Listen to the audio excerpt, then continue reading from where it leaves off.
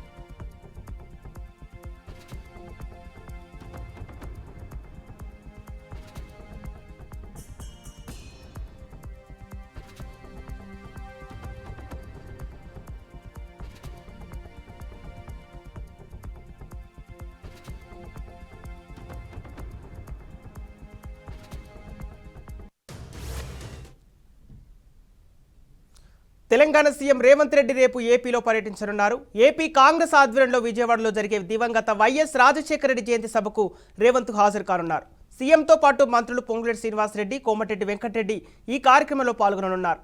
వైఎస్ఆర్ జయంతి వేడుకల్లో పాల్గొనాలని సీఎం రేవంత్ను ఏపీ పీసీసీ చీఫ్ షర్మిల ఇటీవల ఆహ్వానించారు.